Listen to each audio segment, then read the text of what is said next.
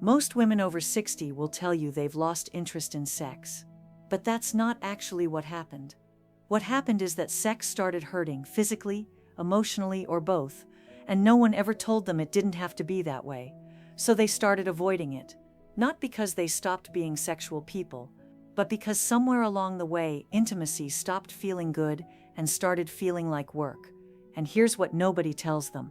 That shift didn't happen because desire died. It happened because bodies changed, and no one showed them how to change with it. Welcome back to the Female Health Podcast. I'm Dr. Leah Parker, a gynecologist and intimate health psychologist with over 30 years helping women reconnect with their bodies. And today I'm going to show you exactly why women stop wanting sex after 60, and more importantly, how to want it again.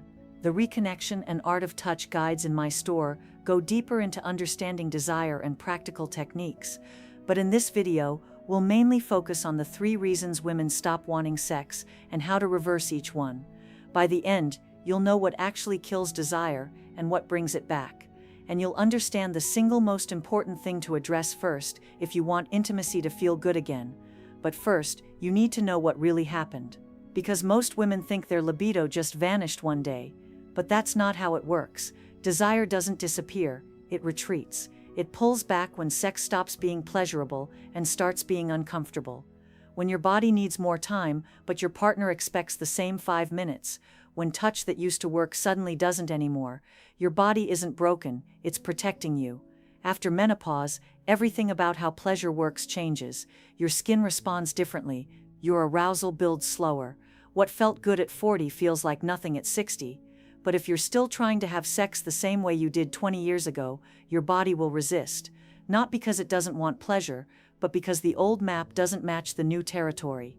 There are 3 reasons women stop wanting sex after 60. 3 specific fixable reasons, and the first one is something almost every woman experiences but very few ever speak aloud. The first reason women stop wanting sex is the simplest and the most silent. It hurts. Not every time. Not in the same way, but enough that sex stops being something she looks forward to and becomes something she endures. She doesn't tell him it hurts. She doesn't want to make him feel bad. She doesn't want to seem broken or old or difficult. So she stays quiet. She tenses through the discomfort. She waits for it to be over. And afterward, she lies there thinking, I don't want to do that again. So she doesn't. She avoids it. She goes to bed early. She says she's tired. And slowly, quietly, she stops wanting sex altogether. Not because her desire disappeared, but because her body learned that sex means pain. Here's what's actually happening. After menopause, estrogen levels drop. That drop changes everything about your vaginal tissue. The walls become thinner, more fragile. Natural lubrication decreases. The pH shifts, making infections more common. And penetration that used to feel comfortable now feels like friction, pressure, or outright pain. This is called vaginal atrophy, and it affects more than half of women after menopause, but most women never mention it. Not to their doctor, not to their partner. They just stop having sex and blame themselves for not wanting it anymore. I had a patient who avoided intimacy with her husband for 2 years. When she finally told me why, she said she thought something was wrong with her. She didn't know that dryness and discomfort were normal after menopause.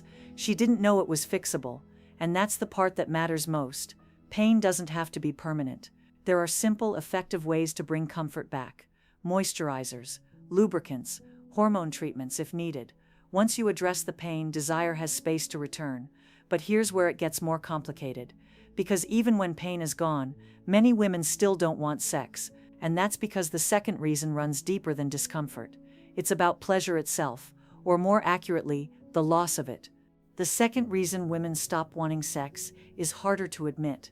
It's not that sex hurts anymore, it's that it doesn't lead anywhere. She can't reach orgasm the way she used to, or it takes so long that she gets tired and gives up, or it just doesn't happen at all. So she stops trying. Because what's the point of intimacy if it never builds to anything? What's the point of arousal if it just plateaus and fades? After enough failed attempts, she convinces herself the capacity is gone, that her body aged out of pleasure, but that's not what happened. Her body didn't lose the ability to climax, it just needs something different now. Here's why. After menopause, blood flow to the pelvic area decreases, nerve sensitivity changes.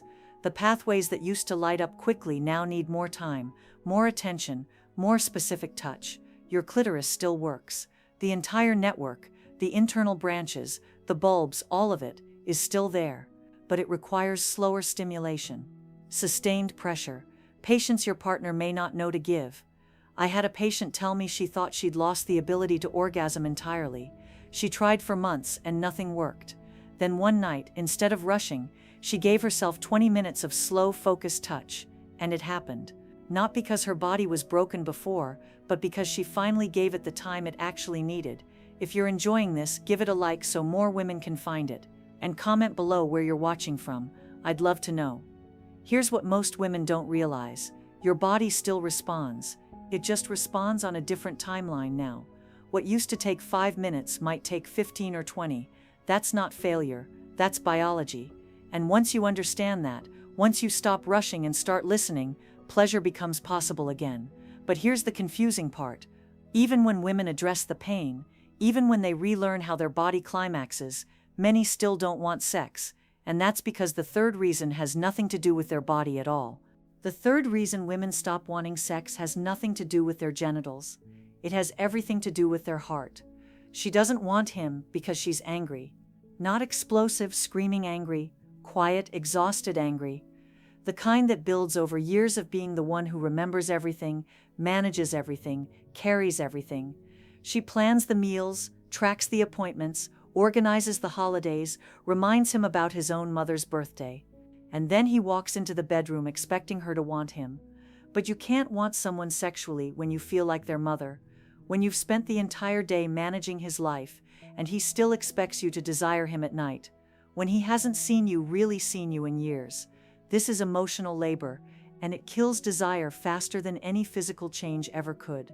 Because intimacy requires feeling like equals, it requires being met, and when she's carrying the weight of the entire relationship while he coasts, there's nothing left in her that wants to be close. I had a patient whose desire disappeared completely. No pain, no physical issues, just nothing. Then one evening her husband did the dishes without being asked. He folded the laundry, he noticed she was tired, and told her to sit down, and that night, for the first time in months, she felt a flicker of wanting him again. It wasn't about the dishes, it was about being seen, being cared for, feeling like she mattered as much as she made him matter. So here's the truth. If resentment lives in your relationship, desire won't. You can fix the physical pain, you can relearn pleasure, but if you don't address the emotional disconnection, sex will still feel like one more thing you have to do for him. But even when you fix pain, pleasure and partnership, there's still one thing standing in the way, and it's the hardest one to admit. The thing standing in the way is shame. Not the kind anyone talks about. The quiet kind that whispers, "You're too old for this, you shouldn't still want this, your body isn't the kind that deserves pleasure anymore." Most women won't say this aloud, but they feel it. Every time they look in the mirror and see skin that's softer, looser, marked by decades of living. Every time they imagine being naked and think, "He doesn't want to see this." Every time desire stirs and they push it down because women their age aren't supposed to still want sex. But where did that belief come from? Who decided that 60 is the cutoff for desire? That wrinkles mean you're finished? That aging out of youth means aging out of pleasure? Culture taught you that.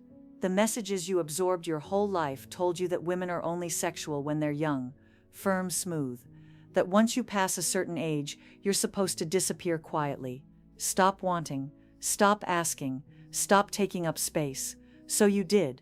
You stopped initiating, stopped expressing desire, stopped believing your body was still worthy of touch, and the shame you felt became the very disconnection you feared. Because when you hide yourself, intimacy becomes impossible. When you won't let yourself be seen, pleasure has nowhere to land. Shame doesn't protect you, it buries you. It takes the part of you that still wants connection and tells it to be quiet.